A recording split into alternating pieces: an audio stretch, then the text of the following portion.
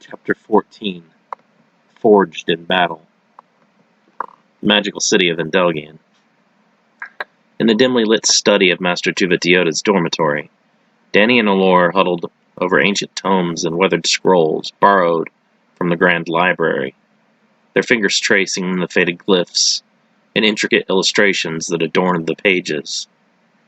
Candlelight flickered, casting dancing shadows across the room as they delved deeper into the research on the world of the Fae. It is their hope that with enough understanding, they'll be able to negotiate aid from one or more of the vast amount of intelligent beings that call Celelate Terram home.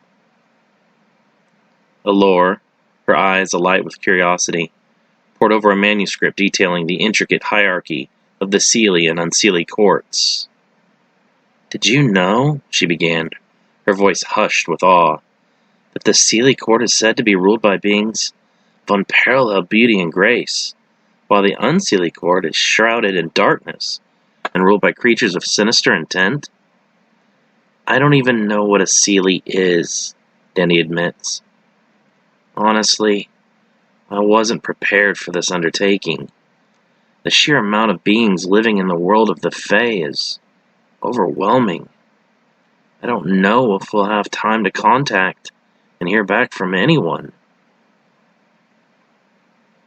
"We call them fairies," Allure explains. "Other than elementals, they're the most primal and connected to the original Fae of all other beings." Danny nodded, her brow furrowed in concentration, as she scanned a crumbling map depicting the shifting boundaries of the various kingdoms and territories held by the different races of Celelate Terram.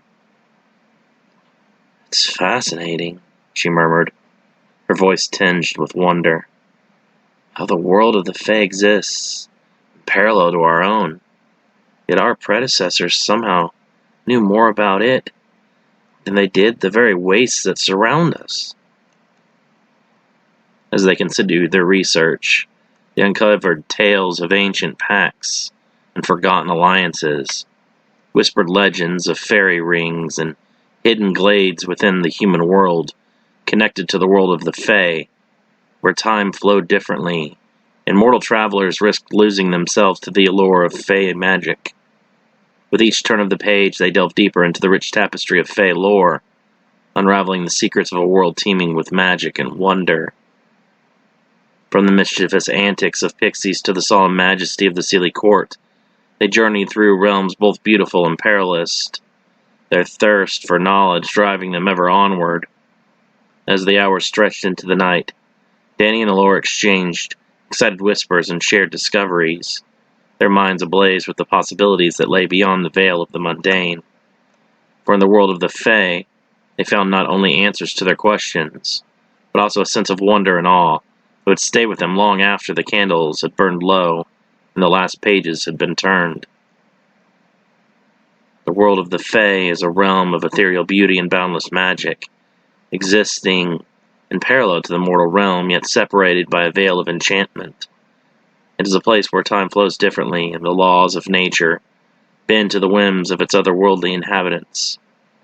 Forests of towering trees, their branches intertwined with shimmering strands of moonlight, stretch as far as the eye can see, alive with the whispers of ancient spirits and the laughter of playful sprites. Glittering meadows, carpeted with the tapestry of wildflowers and hues unseen in the mortal world, beckon travelers with promises of hidden wonders and forgotten mysteries. Lakes of liquid silver, their surfaces rippling with reflections of distant stars, dot the landscape, their depths teeming with creatures of myth and legend. Beneath the surface, the Kailani sing haunting melodies, their voices carrying all throughout their watery kingdom of Rusing, while elusive water nymphs dance across the reeds, their laughter echoing through the stillness of the night.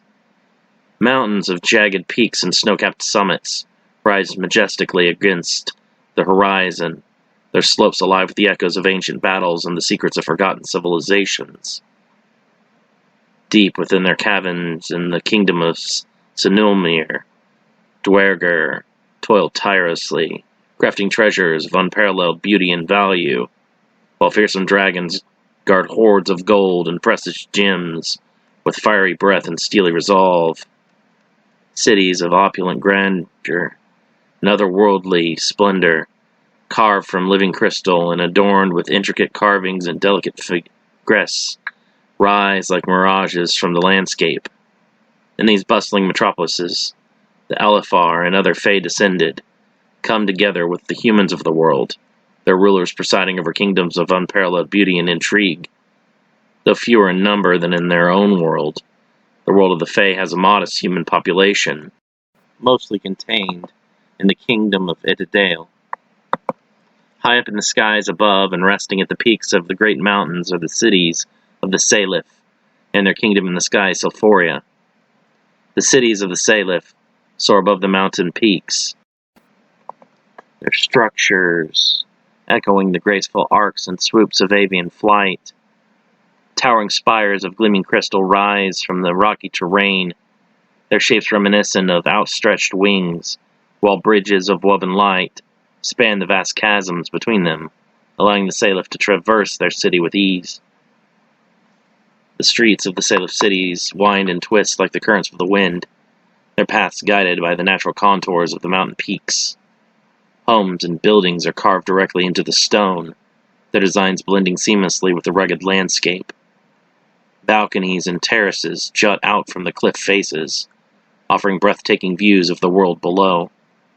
At the heart of each Salif city lies the Great Air, a sprawling complex of interconnected chambers and platforms where the rulers of the Salif hold court. Its architecture is a marvel of engineering and magic, with soaring arches and vaulted ceilings that evoke the grandeur of the open sky. But beneath the surface of this seemingly idyllic realm lies a darker undercurrent of danger and deception. For every shimmering glade and enchanted glen, there exists a shadowy realm of twisted nightmares and malevolent spirits. The kingdom of Londe Kalum, ruled by beings of darkness and deceit, plots and schemes in the shadows, ever seeking to undermine the fragile balance of power that holds the Fae realm together. The trees of the dark forests loom like gnarled specters, their twisted branches reaching out like grasping claws toward the sky. The air is heavy with the scent of decay and rot, and the ground is carpeted with a thick layer of damp moss and tangled underbrush. Gnarled roots snake their way through the earth like serpents, tangling together to form treacherous traps for the unwary traveler. Strange fluorescent fungi cling to the trunks of the trees, casting an eerie glow that bathes the forest in an otherworldly light. The sounds of the dark forest are unsettling and unnerving. Ghostly whispers drift through the air and sinister laughter echoes among the trees. Shadows flit and dance in the corners of vision, and the sense of being watched is constant and oppressive. But perhaps the most unsettling aspect of the dark forests is the feeling of corruption that hangs heavy in the air. Dark magic seeps into every corner of the forest, twisting and distorting the natural world. Mutant creatures stalk the undergrowth, their forms grotesque and malformed, while the very trees themselves seem to writhe and twist with an unnatural life of their own. As Danny and Allure carefully studied the listing of Fae creatures in their ancient tomes, they exchanged worried glances as they pondered which races to avoid and which to seek out for assistance in their upcoming quest. As Danny and Allure delved deeper into their preparations for the upcoming tournament, a sense of unease gnawed at the edges of their thoughts. The realization that their actions might inadvertently draw the attention of the Savalt Alfar filled them with a growing sense of dread, knowing that the Dark Elves were capable of unleashing an even greater threat upon the island of Jockey. Where the Savalt Alfar go, corruption follows. Anything touched by this corruption is forever changed. Plants, animals, the very climate itself warps and twists into a darker form in the presence of the Savart Alfar. The Savart Alfar definitely ones to avoid, Danny remarked, her brow furrowed in concentration. Their dark magic and cunning makes them Too dangerous of adversaries.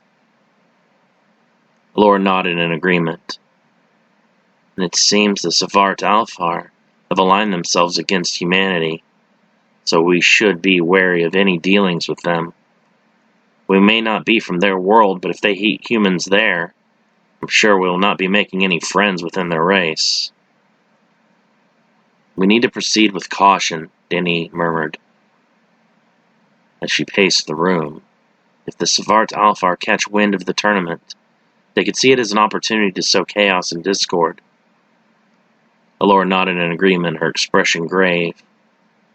Yeah, we need to take every precaution to ensure that our actions don't inadvertently draw their attention. Their concerns only deepened as they considered the potential consequences of their involvement in the tournament. The thought of unwittingly unleashing a greater threat upon the island weighed heavily upon them, casting a shadow over their hopes for success. We can't allow our quest for victory jeopardize the safety of the world at large, Danny declared, her voice firm with resolve. We must tread carefully and remain vigilant against the involvement of the Savart Alfar. Danny scanned the list again, her finger tracing over the names of the 5 great races aligned with humanity.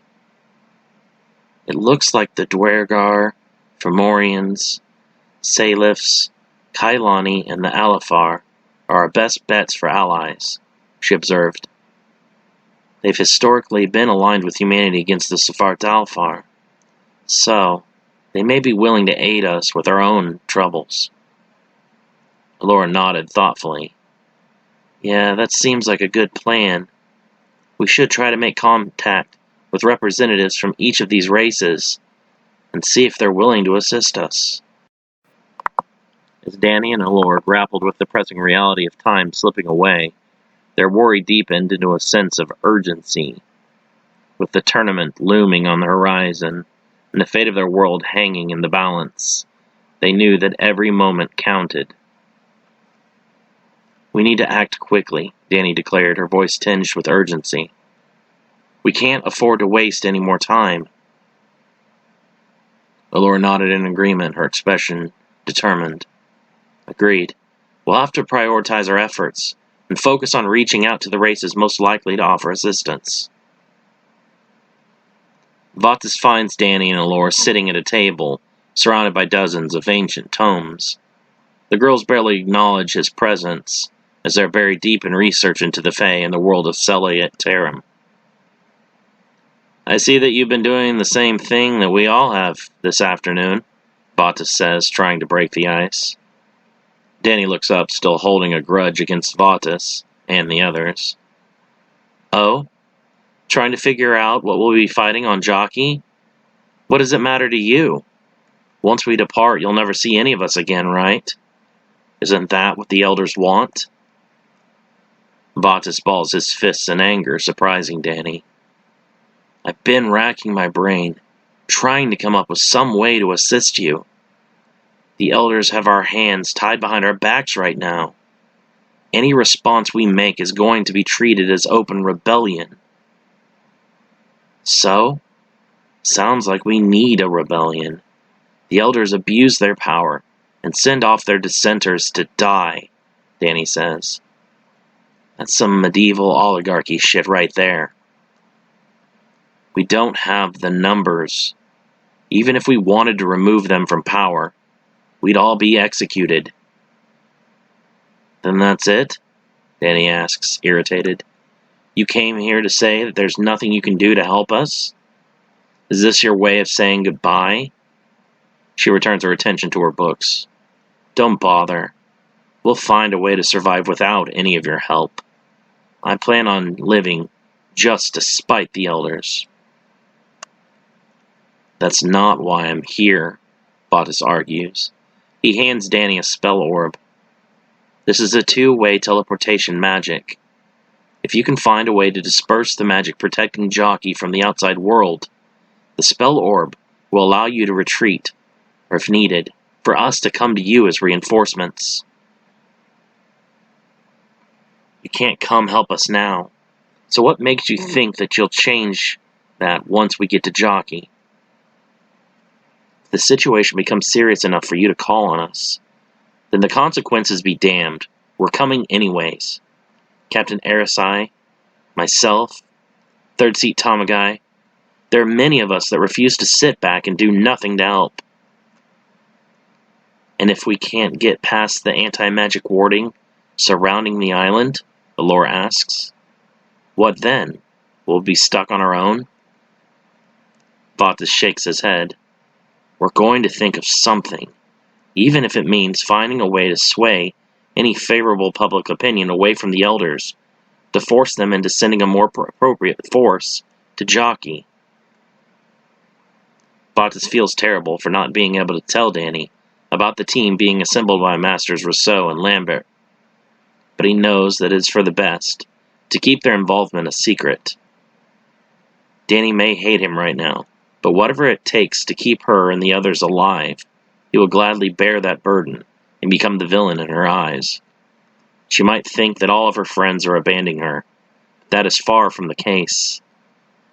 Vatis wishes he could accompany the team to jockey and directly assist in the battles to come, but that would draw too much attention from the elders. As undesirable as it may be, this is the only path that makes any sense. Be careful, Danny says almost jovially.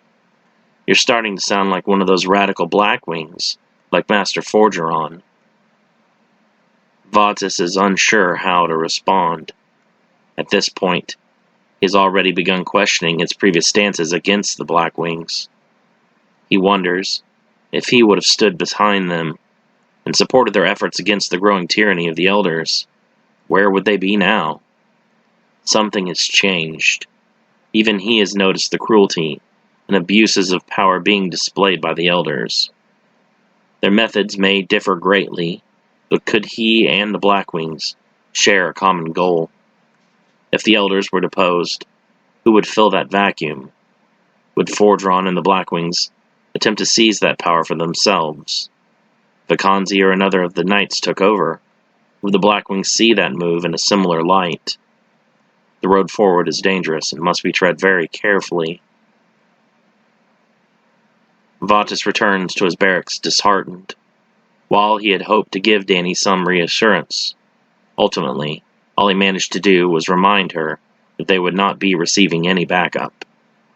The elders have made it perfectly clear that they forbid any other mage going to Jockey Island, aside from those that they have selected.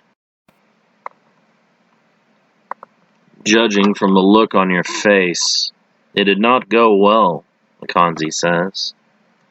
Vatis shakes his head. Short of telling her an additional team of masters will be sent to jockey, there really is nothing that can be said of comfort. I warned you not to go speak to her. At this point, it only looks like you are trying to say a final goodbye and clear your conscience. And Danny said as much herself, Vatis sighs. But it did nothing to clear my conscience. She needs more assistance than a handful of inexperienced provosts and apprentices.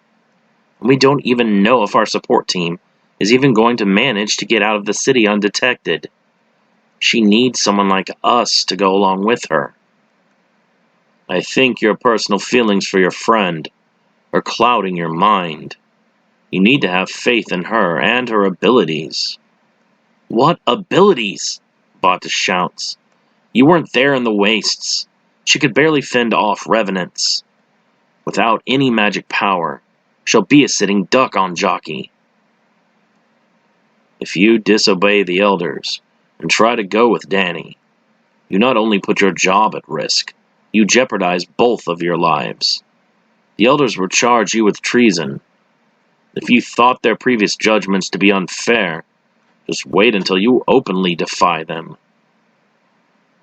So, you're content to play along with their tyranny, sending off young recruits to die because they don't conform to the elders' view of what a mage should be? It's not leadership that should ever be tolerated. We simply do not have the numbers to challenge them, Kanzi says with a loud sigh. Not without significant bloodshed. Our only approach to this should be trusting in both Danny and in Masters Rousseau and Lambert. Then Danny and Alora's blood is an acceptable loss? I did not say that at all. I am saying that we need to have faith in them, that they are more than just the magic they wield. Those girls are intelligent and resourceful, beyond what you seem to be capable of giving them credit for. Are you kidding me? I can't just have blind faith that everything is going to work out fine. Do you have any idea of the kind of creatures that will be drawn to Jockey Island? They don't stand a chance on their own. I already have a few former colleagues in mind that may be able to assist us from outside the city and the control of the elders. I ask you not to dwell on this issue. It will do none of us any good. Who do you have in mind? Vatus asks, confused. What do you know of the Runaviji? Secluded forest of the Runaviji, Pahang, Malaysia. The Cameroon Highlands is a region known for its lush greenery, mist-covered mountains, and serene landscape. Located in the state of Pahang, Malaysia, this area is characterized by its cool climate, making it an ideal retreat from the heat and humidity of the lowlands. Within the Cameroon Highlands, there are numerous secluded valleys and hidden glens nestled amidst the rolling hills and dense forests. These secluded areas are often shrouded in mist and fog, lending an air of mystery and enchantment to the landscape. The presence of abundant vegetation and natural water sources provides ample resources for a magical school to thrive, with ample opportunities for students to study and practice their craft amidst the beauty of nature. Furthermore, the Cameroon Highlands are relatively remote and isolated, with limited access to outsiders. This seclusion would offer protection and privacy for the magical school, allowing it to remain hidden from prying eyes and unwanted attention. The Runaviji's departure from Endelgion was spurred by the escalating political tensions and power struggles within the Council of Elders. As the influence of certain factions grew more dominant, dissenting voices, including those of the Runaviji, found themselves marginalized and silenced. At the heart of the conflict lay a struggle for control over the city's magical resources and ancient knowledge. Certain elders sought to consolidate their power and influence, using manipulation and coercion to bend others to their will. The Runaviji, with their reverence for the ancient magic of runes, represented a threat to this power structure, their independence and autonomy posing a challenge to those who sought to assert their dominance. Frustrated by the growing corruption and infighting within the Council of Elders, the Runaviji chose to forge their own path, unwilling to be drawn into the petty squabbles and power struggles that consumed Endelgion. They saw the city's politics as a distraction from their true purposes, the pursuit of knowledge and enlightenment, and refused to be bound by the machinations of ambitious individuals who sought to manipulate the course of history for their own gain. The Runaviji, determined to establish their own center of magical learning separate from the influence of Endelgion, founded a temple-like school on Earth. Situated amidst the tranquil beauty of a secluded forest, the school stands as a testament to the commitment of preserving the ancient magic of the runes and fostering a community of mages dedicated to the pursuit of knowledge and enlightenment. Approaching the school, visitors are greeted by towering trees that seem to whisper ancient secrets as the wind rustles through their branches. A winding path leads through the dense foliage, eventually revealing the grand entrance to the school. Massive archway adorned with intricate runic symbols that pulse with an otherworldly glow. Passing through the archway, visitors find themselves in a serene courtyard, surrounded by majestic stone pillars engraved with runes of power and wisdom. A sense of tranquility permeates the air, and the gentle sound of flowing water can be heard from a nearby fountain adorned with carvings of mythical creatures. The main building of the school rises before them, a grand structure of gleaming marble and shimmering crystal, its architecture blending elements of ancient mysticism with modern sophistication. Tall spires reach towards the sky, their tips crowned with orbs of magical energy that cast a soft, ethereal light over the surroundings. Inside the school, the halls are lined with tapestries depicting scenes from ancient myths and legends, while alcoves filled with rare artifacts and magical relics line the walls. Classrooms are equipped with state-of-the-art magical tools and instruments, allowing students to explore the depths of arcane knowledge with ease. At the heart of the school lies the Great Hall, a vast chamber filled with rows of intricately carved wooden benches arranged around a central dais. Here, students gather to listen to lectures from esteemed professors and engage in spiritual debates on topics ranging from rune lore to elemental magic. Surrounding the school are lush gardens and verdant groves, where students can commune with nature and hone their magical abilities in harmony with the natural world. Hidden among the trees are secluded meditation chambers and ancient shrines, where students can seek solace and guidance in times of need. "Korikabe," says Runaviji's student, Prija Rajan, raising a wall of protected ice magic around her. Prija is a slender, graceful young woman with long, flowing black hair and piercing and unnaturally silver eyes that seem to sparkle within her wisdom. She moves with a quiet confidence, her steps light and graceful. She navigates the halls of the school. Prija is a dedicated student of elemental magic, specializing in the manipulation of water and ice. She spends her days practicing intricate spells by the school's enchanted fountain, where she can often be seen sculpting delicate ice sculptures with a flick of her wrist.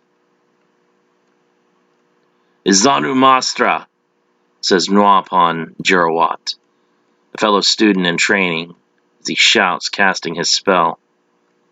The sky darkens with storm clouds, just before several thick bolts of magical lightning streak down to blacken the earth all around the teen in a circle. Nuanpan is a tall and muscular young man with rugged features and a shock of unruly black hair that falls in waves around his face. His expression is one of fierce determination, as he is constantly serious and in deep thought. Nuanpan is a prodigious student of storm magic, channeling the power of lightning and thunder with a natural affinity. He spends the majority of his time on the mountaintop, where he practices conjuring thunderstorms and controlling the elements with a raw, untamed power. "Hey!" shouts another student named Irfan Santoso. "You almost hit me with your lightning!" Nuanpan glances over at Irfan, apologetically. "Then you should probably move then." "How many times have I told you not to practice so close to the buildings?" A woman's voice shouts from behind. Master Amira bin Iskander is a wise and venerable mage with silver hair that cascades down her back in shimmering waves. Her eyes are a deep, knowing shade of violet, and her voice carries an air of authority and wisdom. Master Iskander is the head of the runic studies department at the school, guiding students in the ancient art of rune magic. She is known for a patient demeanor and encyclopedic knowledge of runic lore, and her classes are always in high demand among aspiring rune masters. "He is a stubborn one," Master Booty Sasanto says, standing beside Master Iskander. "They all are," Master Iskander says with a sigh. "Were we all this way?" Master Susanto laughs heartily. "Honestly, I cannot remember back that far. I barely remember my time there at all." "I still remember some things," Master Iskander whispers, reliving unpleasant memories. "It's okay," Master Susanto says, putting a hand on her shoulder in comfort. "That place is the past.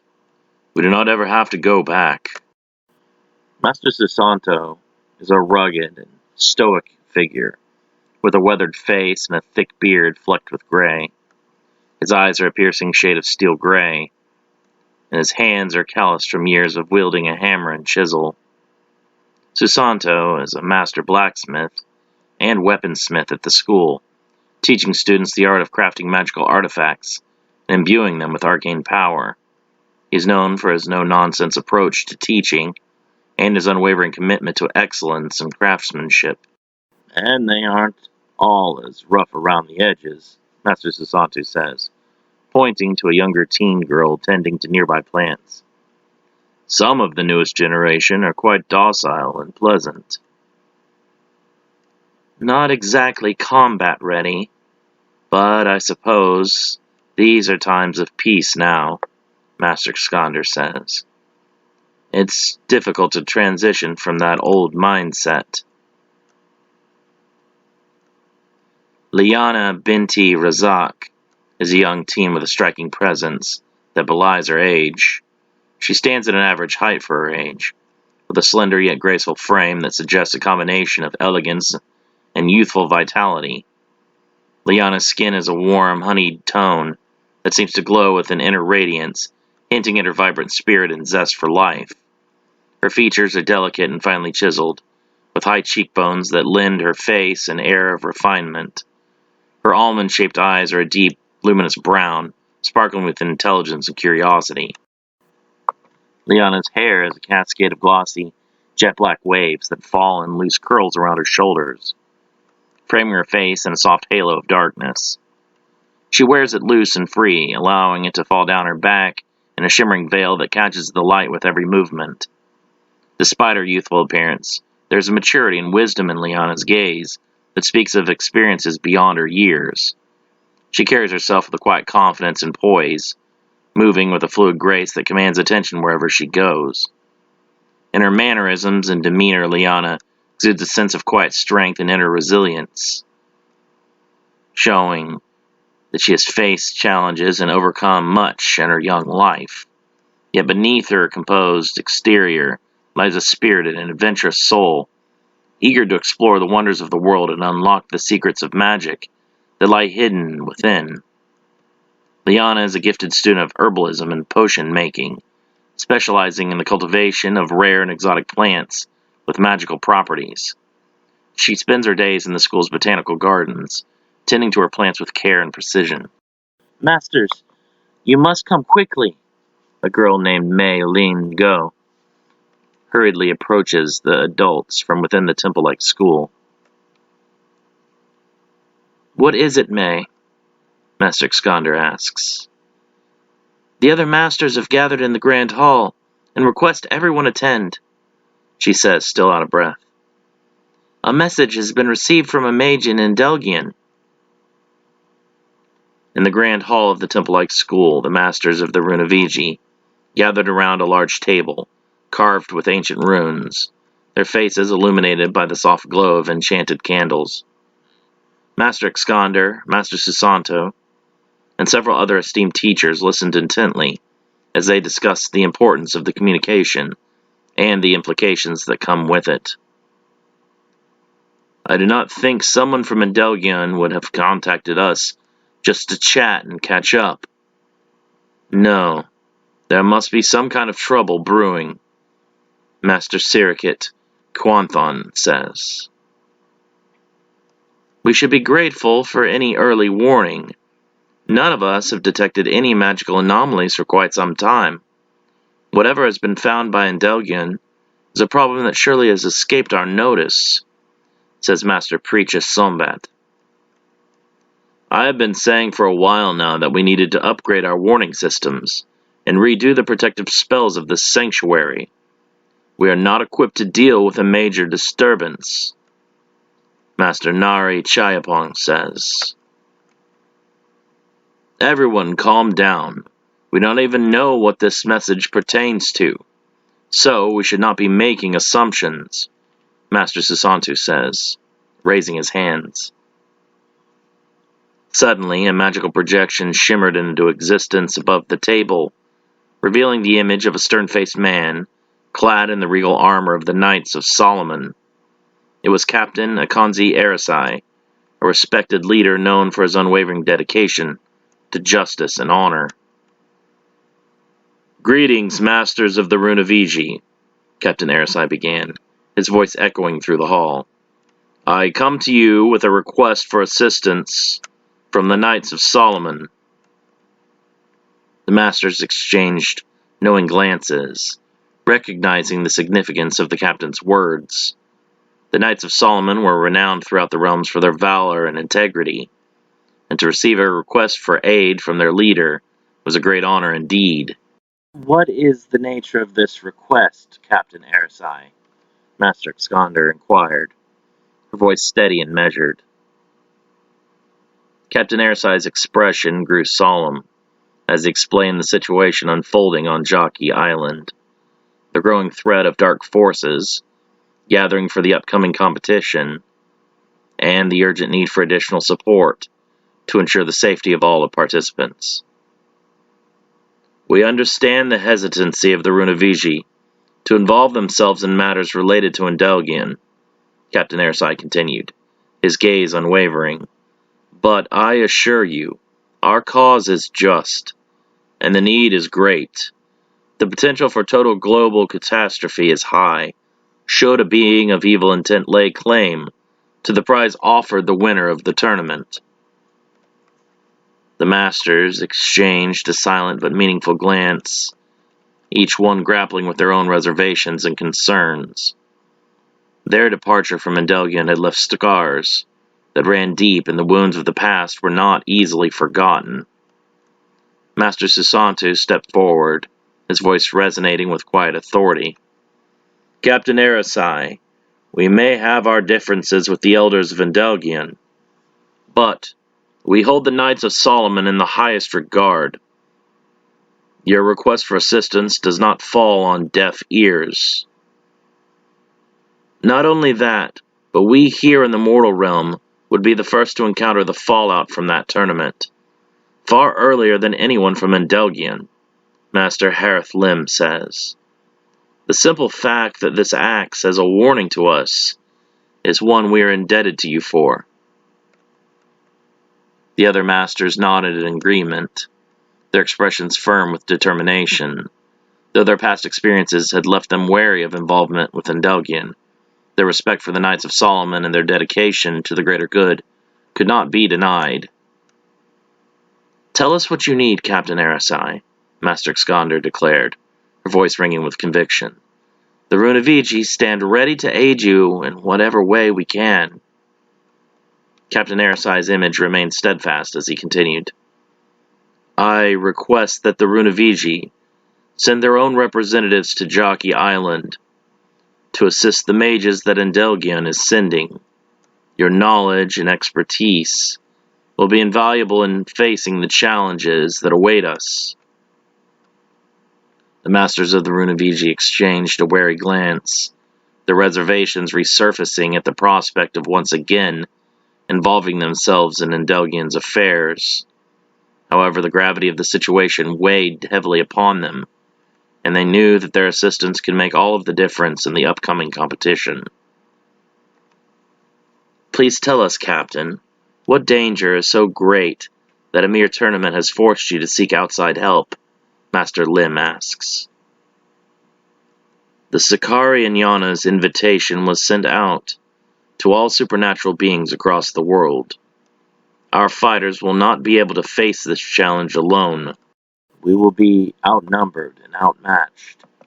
To succeed, humanity must put their differences aside and work as one species to thwart the victory of creatures that would see us all dead." "We understand the urgency of the situation, Captain Arisai," Master Iskander responded, her voice tinged with resolve. "We will select our finest students to accompany the mages from Endelgian and provide them with whatever support they require." Captain Arisai nodded in appreciation, his expression one of gratitude and determination. "Thank you, masters of the Runaviji. Your assistance will not be forgotten, and your contributions will be greatly appreciated. Because of the nature of the magics concealing Jockey Island from the outside world, Our representatives will be meeting at a seaport in Osaka, Japan. Inyana has set up a handful of ships, enchanted to be able to brave the storms protecting the island. Please meet us at that location, or procure travel from one of the other ships set up for this purpose. I shall send this information over to your seers shortly." With the message concluded, the magical projection faded from view, leaving the masters of the Runaviji to contemplate the weight of their decisions. Though their hesitancy remained, they knew that they could not turn their backs on those in need, and they resolved to do whatever was necessary to ensure the safety and success of their allies on Jockey Island.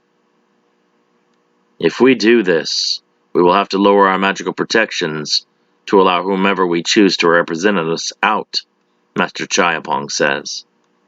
"That does open up our community to danger, even if ever so briefly. We will be at the ready for any threats that may be awaiting our return to the outside world at large," Master Susanto reassures the others. As the masters of the Runaviji gathered in solemn deliberation, the weight of their decision hung heavily in the air. They knew that the representatives they chose to send to Jockey Island would need to possess not only exceptional magical abilities, but also strength of character and unwavering determination to face the challenges that awaited them. "Our representatives will need to be versatile and adaptable," Master Xander began, her voice echoing through the chamber. "They must be skilled in a variety of magical disciplines, capable of confronting any threat that may arise." Master Susanto nodded in agreement. "Agreed, but they must also possess the wisdom and judgment to know when to act and when to show restraint. The dangers on Jockey Island are unlike anything they have ever faced before. Each one must be suited for combat," Master Chayapong says. "If this is a tournament, they will not be able to assist each other during their matches." "Captain Arisai did not say that all who go must participate in the tournament," Master Xander says. "We will choose students who we think can do well in a tournament format, but we shall also send others whose sole duty shall be ensuring that their fellow teammates survive the harsh island and its inhabitants." "So are you saying that not all of the students we send will participate?" Master Sombat asks. Master Xander nods. "In fact, I can only think of a handful of students that I actually think would be able to do well in a combat environment. Unlike our youth, these students have only peace in their lives. This will be a good opportunity for them to face true adversity and danger." After much deliberation, the masters of the Runaviji finally reached a consensus, selecting 6 mages to represent their school on Jockey Island.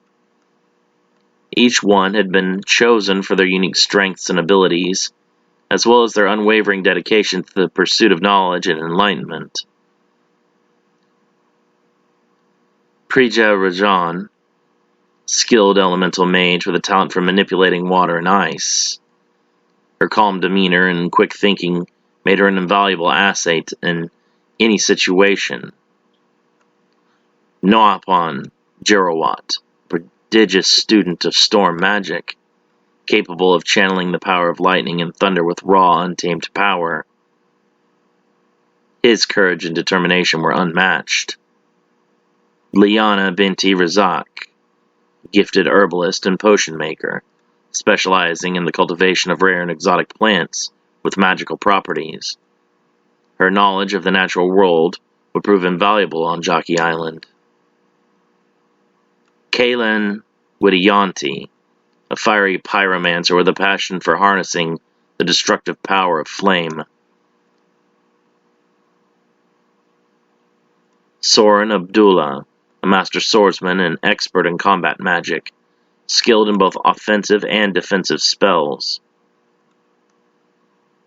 His quick reflexes and sharp wit made him a formidable opponent on a battlefield. Somchai Thongdi, a mysterious youth with a talent for weaving powerful protective wards. Her intuition and insight into the workings of magic made her an invaluable ally in the face of danger. With their representatives chosen, the masters of the Runaviji knew that they had entrusted the fate of Jockey Island to their finest students, though the road ahead would be fraught with peril and uncertainty. They had faith in the abilities of their chosen mages to rise to the challenge and emerge victorious against whatever dark forces awaited them. I also think that it would be in our best interests to send several masters to accompany our students to this island. Master Wulandari says, none of them have any combat experience. It is possible that the threats on Jockey will be too much for mere students to handle. Master Lim nods. I think that goes without saying. If the threat is so great that the Knights of Solomon are asking for our assistance, no amount of students will be able to cut it. Should we send only masters, then? Master Iskander asks. Master Susanto shakes his head.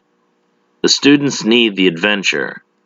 I will go along with them and keep them safe, but also make sure that they gain valuable experience. I too will go, says Master Chayapong. As will I, Master Iskander says.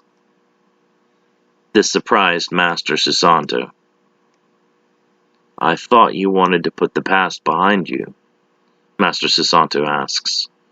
Going on dangerous missions like this will only bring back a flood of negative experiences.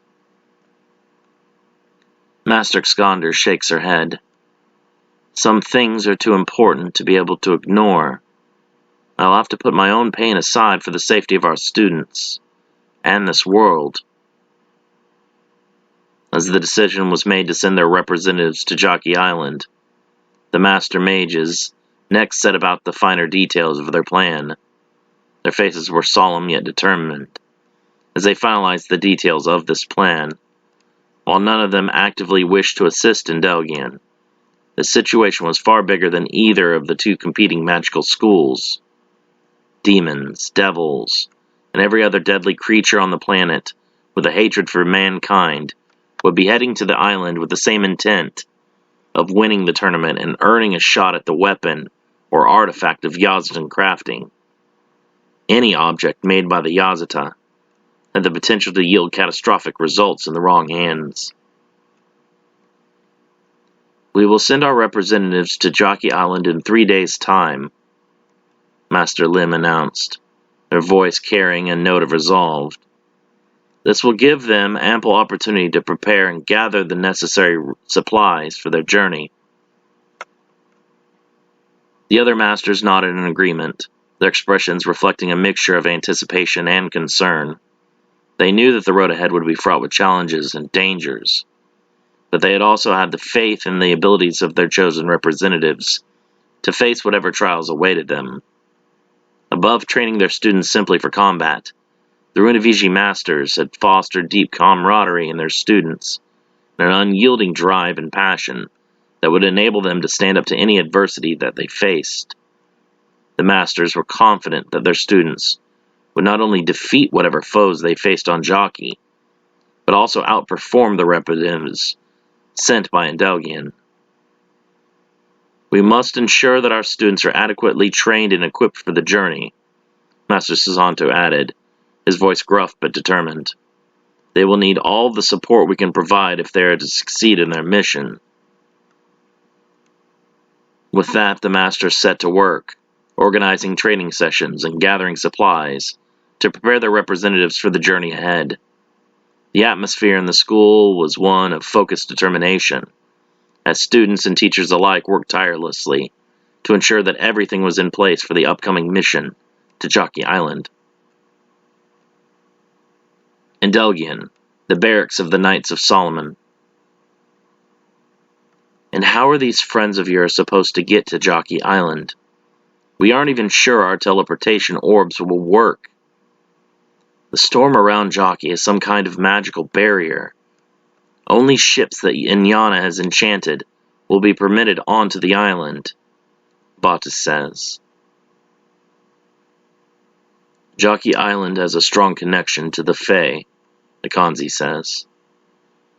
Long before we came into dominion over this world, it was governed by the spirits of nature. Jockey is one of the many locations across the mortal realm that remain strong in ancient magical energies. The magic wielded by the Fae in Cellalate Terram will be able to tap into that old resonance and bypass the island's restrictions. Okay, but what about the Runaviji? Bottas asks. They won't have the same advantage coming from the world of the Fae.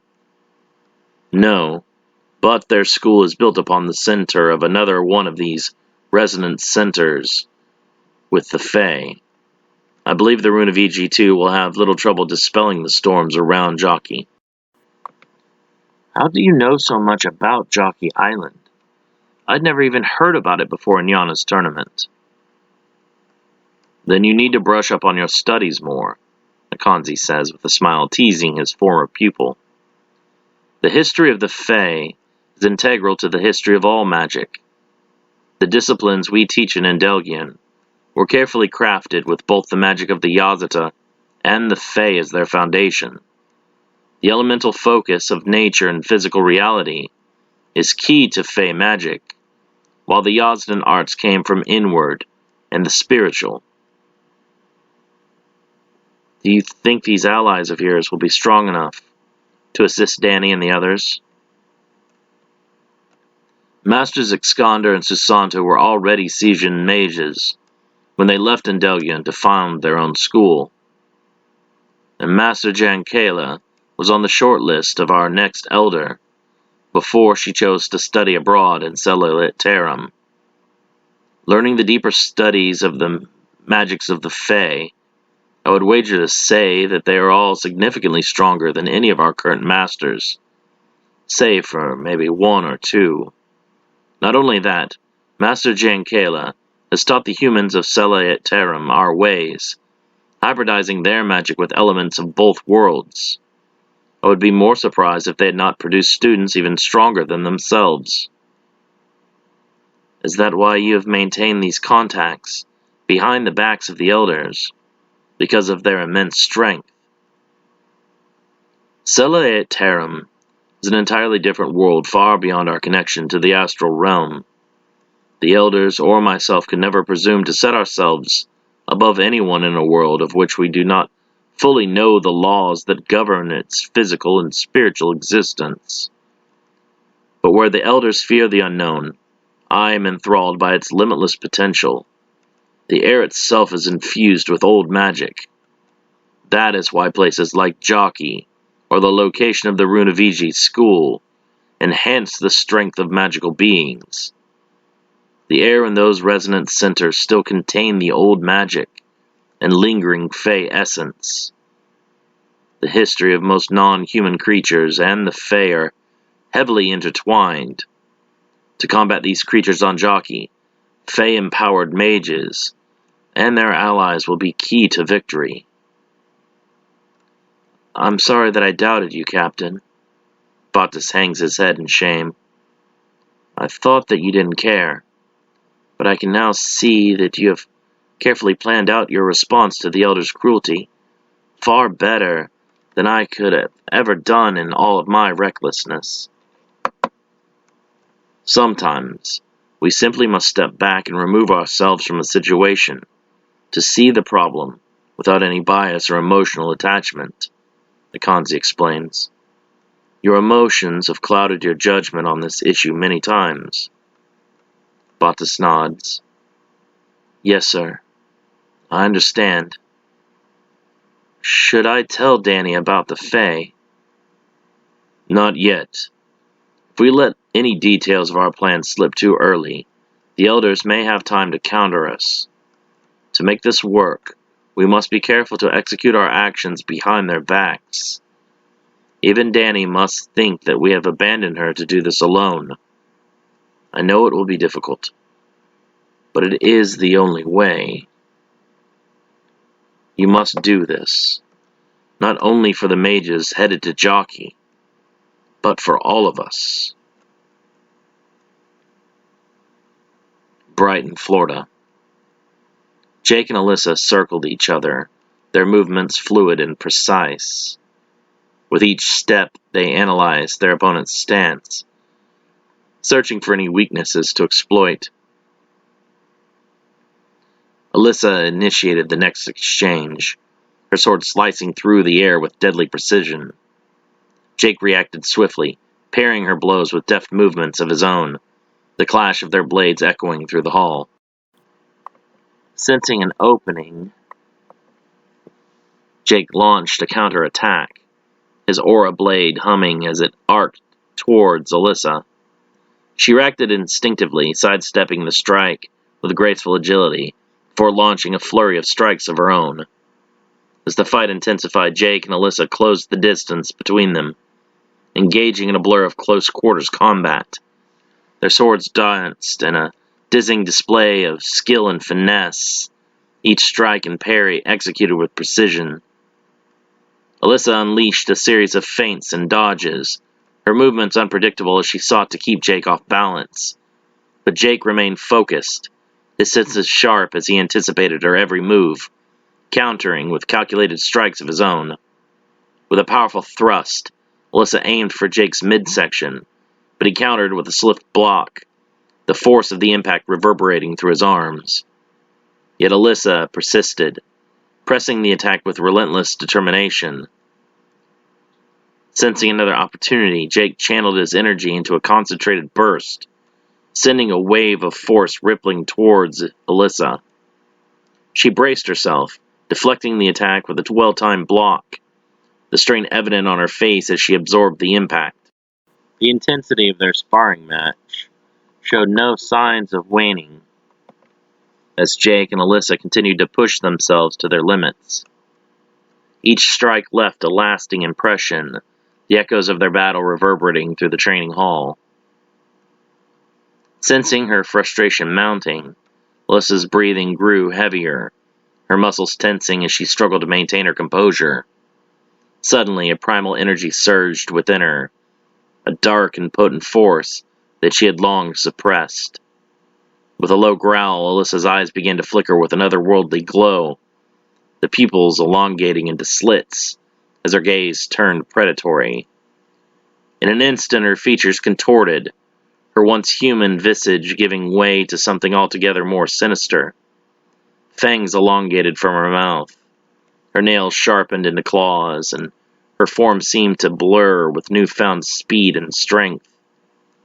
Caught off guard by Alyssa's transformation, Jake tensed, his aura blade crackling with renewed intensity.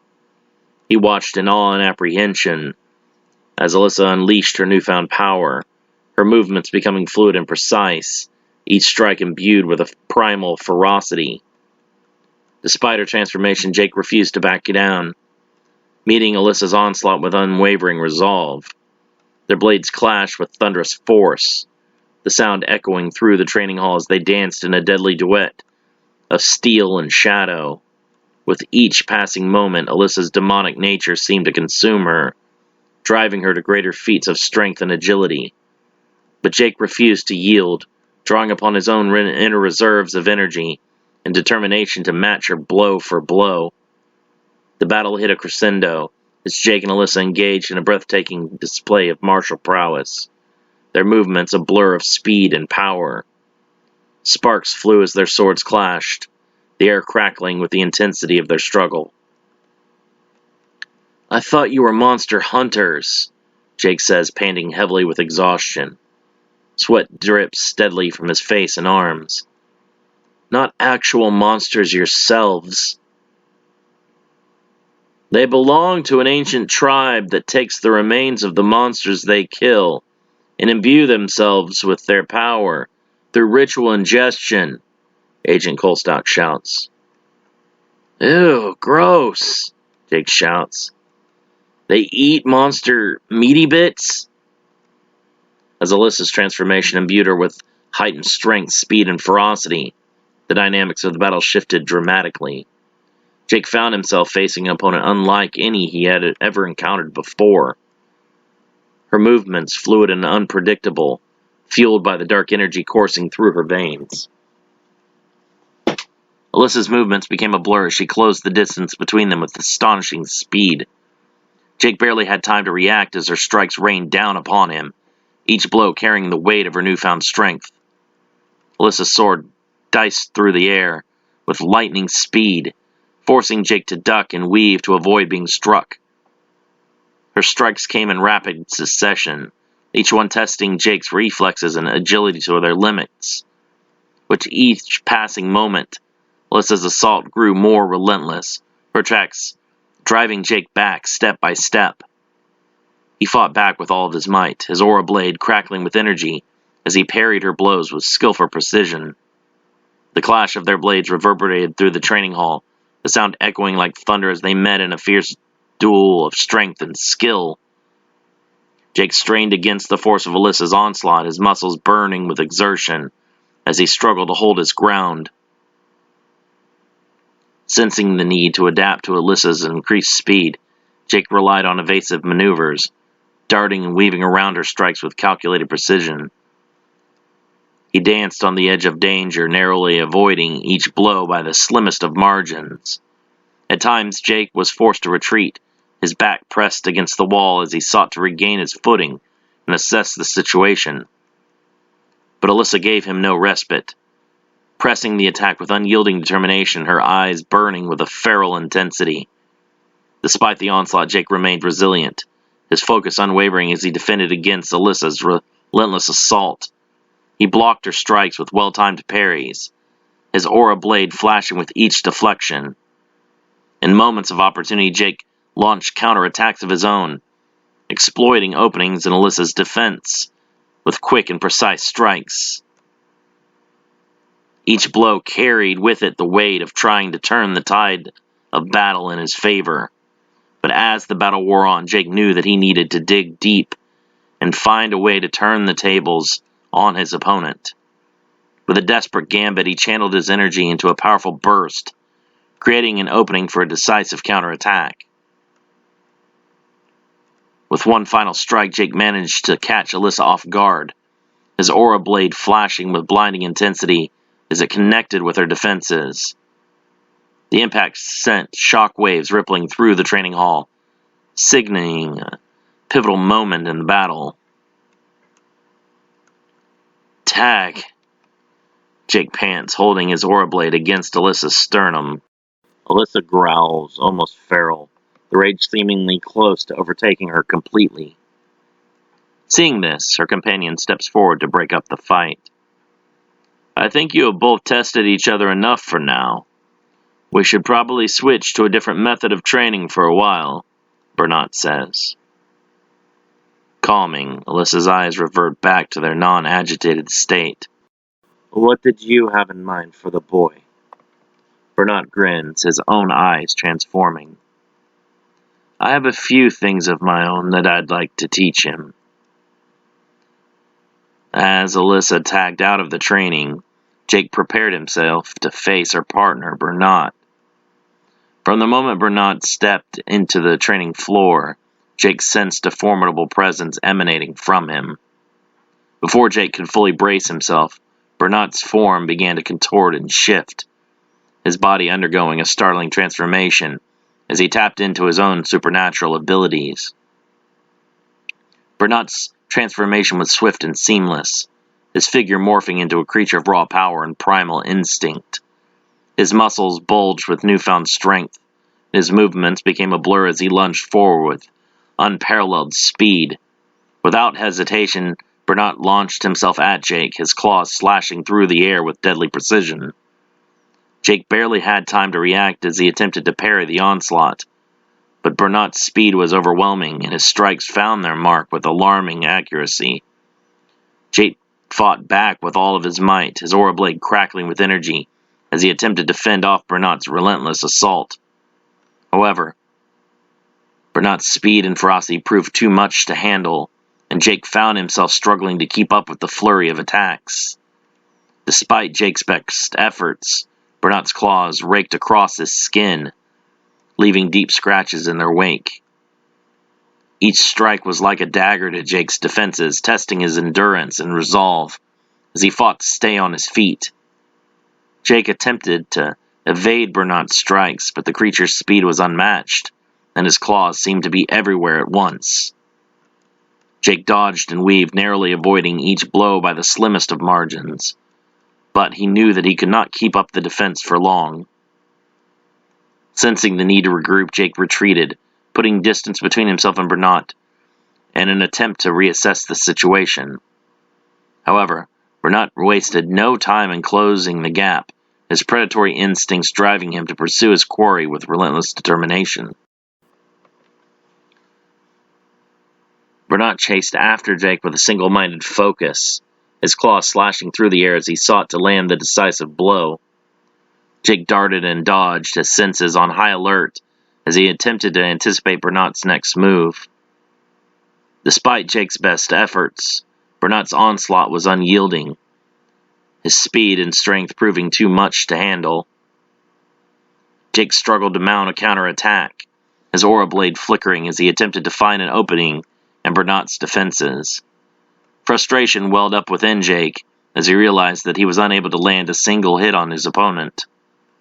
But beneath the frustration lay a steely determination, a refusal to give up even in the face of overwhelming odds.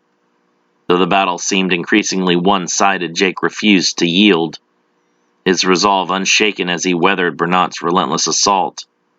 With every scratch and every blow, he dug deep, drawing upon his inner reserves of strength to keep fighting, knowing that the outcome of the battle hinged on his ability to endure. Despite Jake's best efforts to defend himself, Bernat's assault proved overwhelming, his claws leaving deep gashes across Jake's body. In a swift and vicious strike, Bernat's claws sliced through the air, finding their mark on Jake's shoulder with devastating force. A searing pain shot through Jake's body as he staggered backward, his aura blade flickering as he struggled to maintain his focus. The wound on Jake's shoulder opened up, blood spraying from the deep gash in a crimson arc. Jake gritted his teeth against the pain, his mind momentarily reeling as he struggled to regain his composure amidst the onslaught. The sight of his own blood proved to be a momentary distraction for Jake. His thoughts diverted as he tried to staunch the flow. In that moment of vulnerability, Bernat seized the opportunity, launching a flurry of blows that Jake was unable to fully defend against. With each strike, Jake felt the impact reverberating through his body, his defenses weakening under the relentless barrage.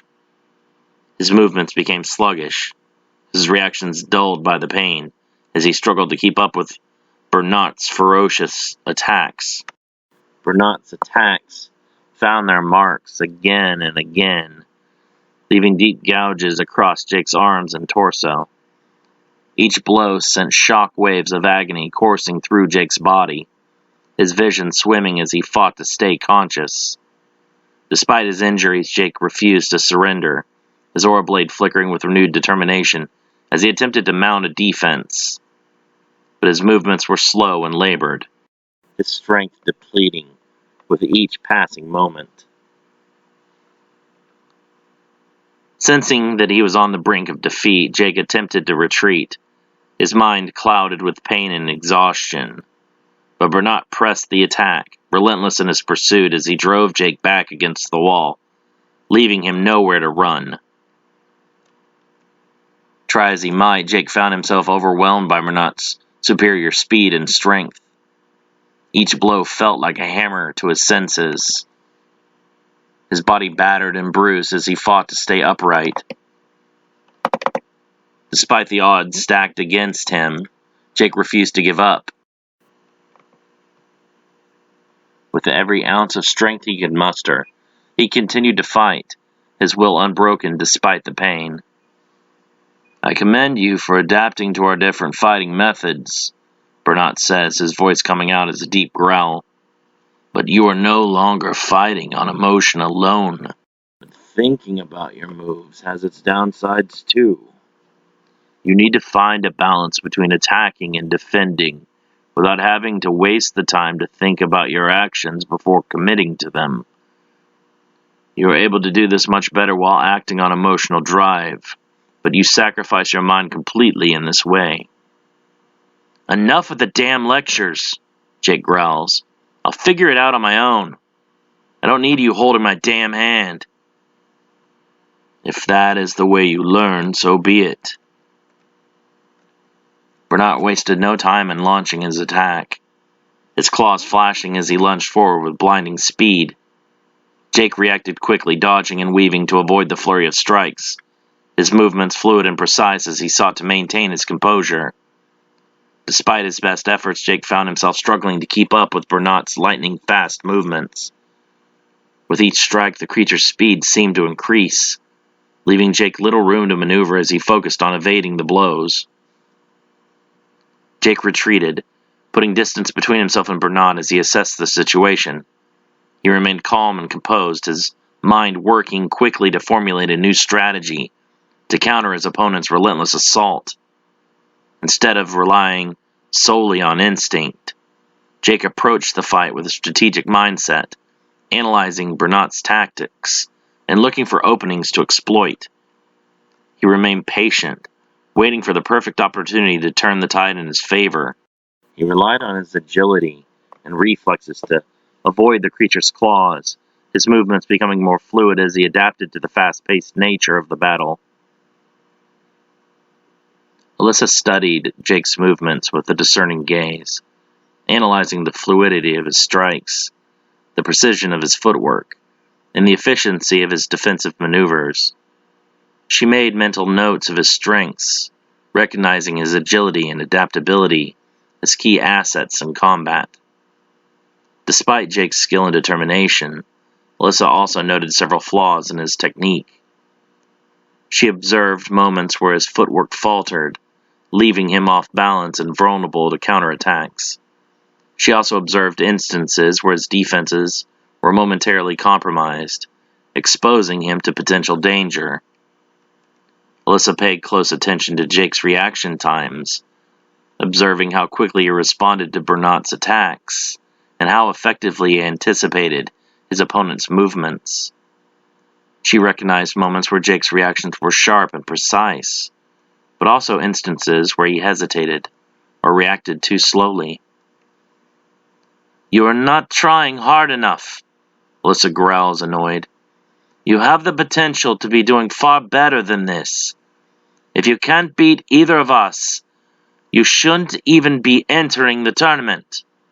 We are far from the strength of the fighters that you will be up against on the island." Changing up his strategy, Jake attempted a series of feints and false starts, lunging in for attacks and altering his momentum in a different direction just before attacking. As he feinted another attack towards Bernat's right side, he anticipated the creature's instinctive shift in weight. Just as Bernat began to pivot to the left, Jake swiftly changed direction, launching a lightning-fast strike towards Bernat's exposed left flank. Bernat, caught off guard by the sudden change in direction, attempted to react by shifting his weight back to the right to defend against the attack. However, Jake's strike was too quick and precise, bypassing Bernat's defenses and landing a solid blow to his left shoulder. The force of Jake's strike momentarily staggered Bernat, disrupting his momentum and leaving him briefly vulnerable. Aiming to exploit Bernat's lapse in defense, with precision and determination, he launched himself forward, his aura blade crackling with energy as he aimed a decisive strike at his opponent. However, Bernat proved to be one step ahead, evading Jake's attacks with a swift and agile maneuver. Seizing the opportunity presented by Jake's missed attack, Bernat launched a devastating counterattack of his own. With blinding speed, he closed the distance between them and slashed through Jake's shoulder with his razor-sharp claws, leaving another deep and bloody gash in its wake.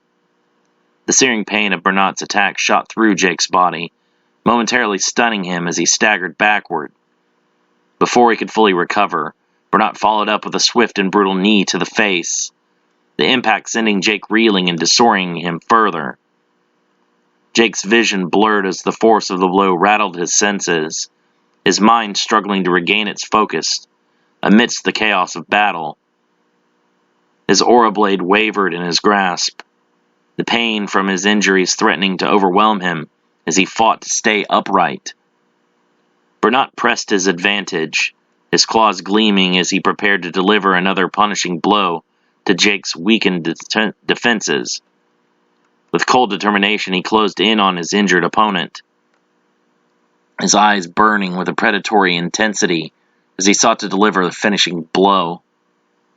Realizing his mind is being overcome by the effects of the monster blood flowing through his veins, much like Alyssa, Bernat instantly ceases his attack and waits for the team to recover. This exercise is meant to ready Jake for the trials ahead, not see him maimed or killed. Jake struggled to shake off the effects of Bernat's devastating attack, his mind racing as he fought to regain his bearings amidst the haze of pain and confusion. He knew that he couldn't afford to stay on the defensive for long if he hoped to turn the tide of battle in his favor. "I don't get it," Jake growls, holding his bleeding arm. "What kind of training is this supposed to be?" "He may have talents, but he isn't very bright, is he?" Alyssa mutters. "I'm standing right here," Jake shouts, annoyed. "You may have battled Zakari and enhanced humans. This is your first time fighting against authentic, tried-and-true monsters, boy," Bernat growls. "I am not merely using the power of a Therian right now. I have temporarily become one in both body and spirit, leaving only my mind human. Such is the true might of our ritual. We take on the complete essence of the creatures we kill and ingest. It is through this method of training that the two of us have been able to overcome all opponents. By becoming a Therian, I am able to get Alyssa used to fighting one. By the same logic, her becoming vampire has allowed my mind and body to adapt to their fighting patterns and strengths." Jake's eyes widen in surprise. "Do you now realize the purpose of this exercise?" Jake takes a deep breath and stands straight with a renewed determination. "Come at me again. We aren't done training yet."